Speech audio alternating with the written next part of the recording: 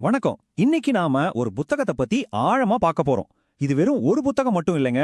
ஊட்டச்சத்து உலகத்துல நாம எதையெல்லாம் உண்மைன்னு கண்மூடித்தனமா நம்பிட்டு இருந்தோமோ அதையெல்லாம் கேள்வி கேட்ட ஒரு புரட்சின்னே சொல்லலாம். ஆமாங்க, டாக்டர் டி கோலின் கேம்பிள் எழுதின தி சைனா ஸ்டடி, அதாவது சீன ஆய்வு, உணவுக்கும் நோய்க்கும் என்ன தொடர்புன்னு நாம நினைச்சிட்டு இருந்த விதத்தையே இது மொத்தமா மாத்தி அமைச்சுது. வாங்க, இந்த சுவாரஸ்யமான பயணத்துக்குள்ள நாமளும் சேர்ந்து போலாம். இந்த வார்த்தைகளை சொன்னது யார் நினைக்கிறீங்க? வேற யாரும் இல்ல, இந்த புத்தகத்தோட ஆசிரியரான டாக்டர் கேம்பல் அவர்களே தான். அவர் ஒரு பால் பண்ணையில வளர்ந்தவர். அதனால அவரோட ஆரம்பகால ஆராய்ச்சியில விலங்குகள் கிட்ட இருந்து கிடைக்கிற புரதம் தான் மனுஷனோட ஆரோக்கியத்துக்கு ஆதாரம்னு முழுசா நம்பி அதை மத்தவங்களுக்கும் எடுத்து சொல்லிட்டு இருந்தாரு. சரி, அப்படி ஒரு அசைக்க முடியாத நம்பிக்கையோட இருந்த ஒரு மனுஷனை எது மாத்தியிருக்கும்? அவரோட ஒட்டுமொத்த பார்வையும் புரட்டி போட்ட அந்த ஒரு விஷயம் என்னவா இருக்கும்? வாங்க தெரிஞ்சுக்கலாம். இந்த கேள்விக்கான பதில தேடி போறது தான் இந்த ஆய்வு பயணத்தோட ஆரம்பம். டாக்டர் கேம்பலோட ஆரம்ப கால நம்பிக்கைகள் ரொம்பவும் எளிமையானது. ஏன்னா அவர் ஒரு பால் பண்ணையில வளர்ந்ததால பால், இறைச்சி, முட்டை இந்த மாதிரி விலங்கு உணவுகள் தான் மனுஷனுக்கு பலத்தையும் ஆரோக்கியத்தையும் கொடுக்குன்னு ரொம்ப ஆழமா நம்பினாரு. அப்ப அவரோட கொள்கைகள் ரொம்ப தெளிவா இருந்துச்சு. ஆரோக்கியமான வாழ்க்கைக்கு விலங்கு புரதம் ரொம்ப ரொம்ப முக்கியம், அதுதான் நம்மளோட இலக்கா இருக்கணும்னு. அது மட்டும் இல்லாம அமெரிக்க உணவு முறை தான் உலகத்திலேயே பெஸ்ட் அப்படின்னும் அவர் உறுதியா நம்பிட்டு இருந்தாரு. இப்போதான் கதையில ஒரு முக்கியமான ட்விஸ்ட் வருது. ஊட்டச்சத்து குறைபாடு உள்ள குழந்தைங்களுக்கு உதவுறதுக்காக டாக்டர் கேம்பல் பிலிப்பைன்ஸ்க்கு ஒரு ப்ராஜெக்டுக்காக போறாரு. ஆனா அங்க ஒரு பார்க்க போற ஒரு காட்சி அவரோட அத்தனை நம்பிக்கைகளையும் சுக்குநூறா உடைக்க போகுது.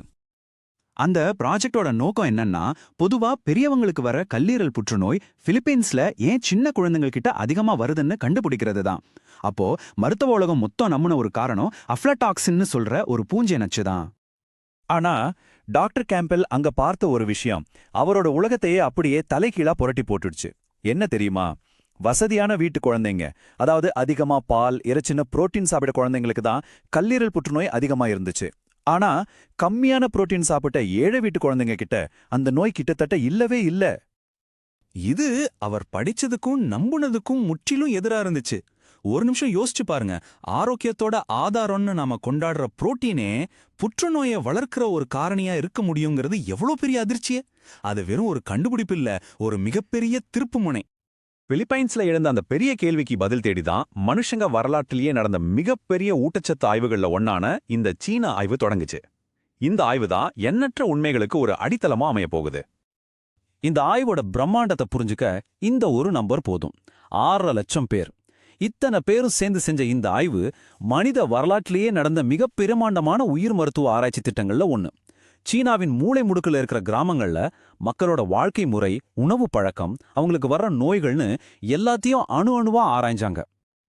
சீனாவுல இந்த ஆய்வை செஞ்சதுக்கு ஒரு முக்கியமான காரணம் இருந்துச்சு. அங்க ஒவ்வொரு பகுதிக்கும் உணவு பழக்கம் ரொம்பவே வித்தியாசப்பட்டுச்சு. அதனால நோய்களோட விகிதமும் மாறுபட்டுச்சு. இது உணவுக்கும் ஆரோக்கியத்துக்கும் உள்ள தொடர்பை ஆராயறதுக்கு ஒரு சரியான இயற்கை ஆய்வகமா அமைஞ்சதுன்னே சொல்லலாம். இந்த ஆய்வோட மிக முக்கியமான, மிக சக்தி வாய்ந்த கண்டுபிடிப்பு இதுதான்.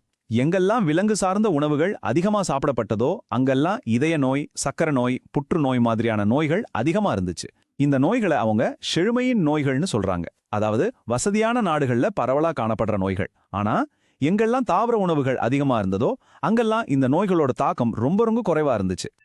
இந்த ஆய்வுகளோட டேட்டாவை வச்சு டாக்டர் கேம்பல் ஒரு ஆழமான தத்துவத்துக்கு வர்றாரு. அதாவது தனித்தனி ஊட்டச்சத்துக்களா பார்க்காம உணவை ஏன் ஒரு முழுமையான விஷயமா பார்க்கணும்னு புரிஞ்சுக்கிறாரு. இதுதான் அந்த தத்துவத்தோட மையம்.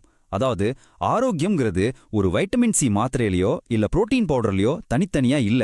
அது ஒரு முழு ஆப்பிள் பழத்துல ஒரு கீரைக்கட்டுல இருக்கிற ஆயிரக்கணக்கான சத்துக்கள் ஒன்னா சேர்ந்து வேலை செய்யறதுல தான் இருக்கு. சுருக்கமா சொல்லணும்னா தனித்தனி பாகங்களோட மொத்த கூட்டுத்தொகையை விட அந்த முழுமையான உணவே ரொம்ப சக்தி வாய்ந்தது.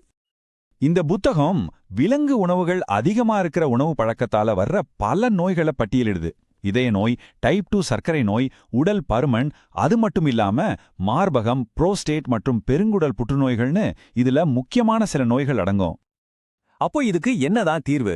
இந்த ஆய்வு ரொம்ப எளிமையான ஆனா சக்தி வாய்ந்த ஒரு வாழ்க்கை முறை மாற்றத்தை நமக்கு பரிந்துரைக்குது. இயற்கையா கிடைக்கிற முழு உணவுகளை சாப்பிடுங்க. முடிஞ்ச வரைக்கும் தாவரங்கள்ல இருந்து கிடைக்கிற உணவுகளை தேர்ந்தெடுங்க. பதப்படுத்தப்பட்ட உணவுகளையும் விலங்கு உணவுகளையும் முடிஞ்ச அளவுக்கு குறைச்சுக்கோங்க. சரி, இவ்ளோ பெரிய ஆய்வோட மொத்த சாராம்சத்தையும் நம்மளோட அன்றாட வாழ்க்கைக்கு எப்படி கொண்டு வர்றது? நாம ஒவ்வொரு நாளும் எடுக்கிற சின்ன சின்ன முடிவுகள் நம்ம ஆரோக்கியத்துல எவ்வளோ பெரிய தாக்கத்தை ஏற்படுத்துதுன்னு இப்ப பார்க்கலாம். இப்போ உங்க அடுத்த வேளை சாப்பாட்டை பத்தி யோசிங்க. உங்க தட்டுல என்ன இருக்கு?